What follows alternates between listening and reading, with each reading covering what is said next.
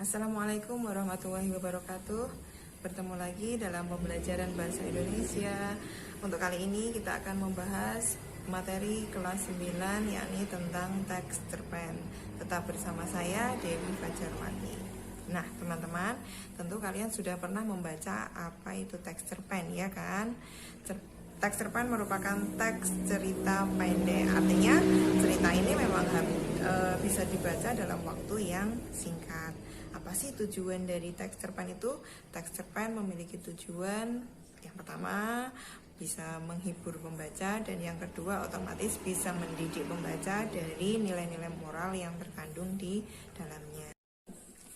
Cerpen memiliki ciri-ciri antara lain yang pertama memiliki alur yang singkat. Artinya cerpen itu hanya memiliki cerita yang singkat saja, tidak panjang seperti novel.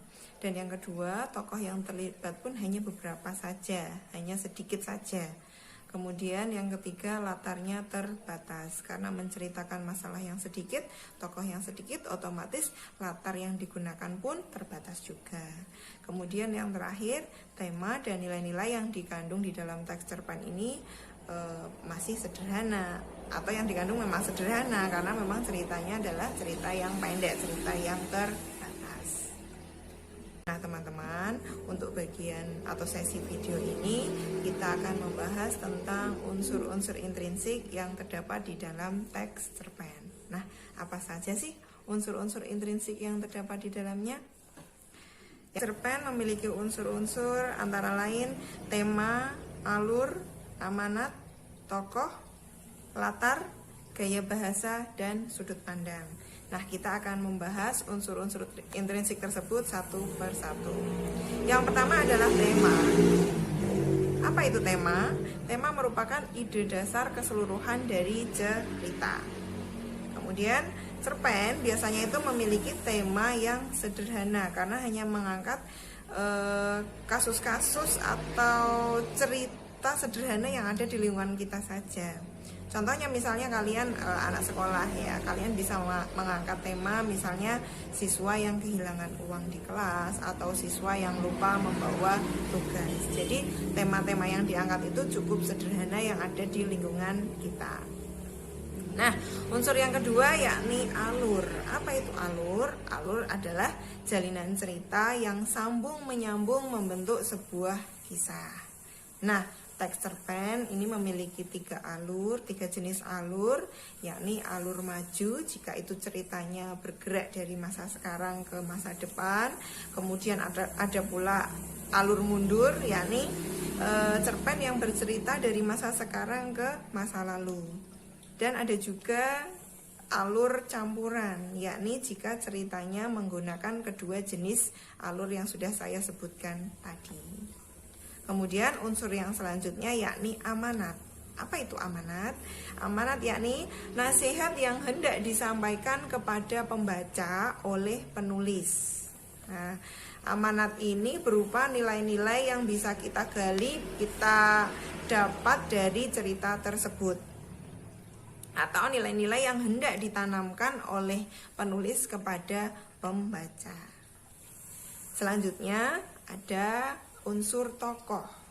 Di dalam sebuah cerita pasti ada unsur tokohnya.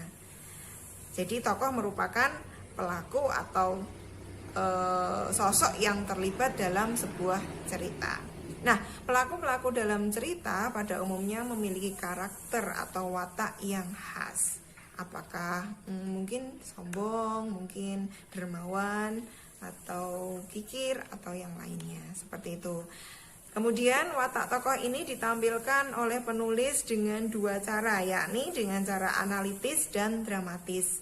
Dengan cara analitis yakni penulis menyampaikan langsung watak si tokoh. Misalnya Dani memiliki watak yang sombong, suka memilih-milih teman dan lain sebagainya. Jika disebutkan secara langsung seperti itu, berarti penulis atau pengarang menggunakan cara analitis.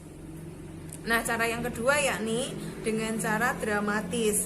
Artinya, penulis atau pengarang menyampaikannya tidak secara langsung, bisa berupa melalui dialog antar tokoh atau pemikiran si tokoh atau menurut gambaran fisik dari pengarang, seperti itu. Jadi tidak disebutkan secara langsung sifat-sifatnya, akan tetapi pembaca dapat menyimpulkan sifat tersebut atau watak tersebut dari gambaran si pengarang atau penulis. Nah, selanjutnya yakni latar. Latar merupakan keterangan mengenai tempat, waktu, dan suasana yang terjadi atau yang digunakan dalam teks cerpen.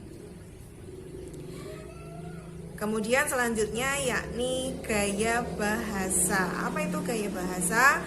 Ciri khas kebahasaan yang digunakan oleh penulis. Jadi setiap penulis atau pengarang itu memiliki gaya bahasanya sendiri-sendiri.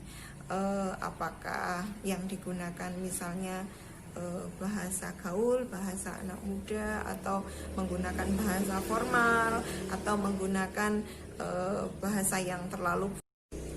Unsur yang terakhir yakni sudut pandang. Apa itu sudut pandang? Sudut pandang merupakan cara penulis menempatkan diri di dalam sebuah cerita. Nah, ada dua sudut pandang yang digunakan pengarang dalam cerita, yakni sudut pandang orang pertama dan sudut pandang orang ketiga. Sudut pandang orang pertama berarti penulis terlibat dalam peristiwa yang dikisahkan. Artinya, penulis menggunakan kata aku atau saya dalam cerita tersebut, yang artinya lagi seolah-olah yang diceritakan adalah diri si pengarang itu sendiri. Kedua adalah sudut pandang orang ketiga. Apa itu sudut pandang orang ketiga? Yaitu penulis hanya menceritakan pihak lain dan dirinya tidak terlibat sama sekali. Di sini penulis atau pengarang menggunakan kata seperti dia, ia, atau nama tokohnya langsung. Nah, di sini berarti pengarang hanya menceritakan orang lain saja, orang yang ia ciptakan, atau mungkin orang yang menjadi sumber inspirasinya dia saja. Nah, itu tadi unsur-unsur yang terdapat di dalam cerpen. Semoga teman-teman bisa memahami. Untuk submateri yang lain akan kita bahas di video selanjutnya. Saya akhiri, wassalamualaikum warahmatullahi wabarakatuh.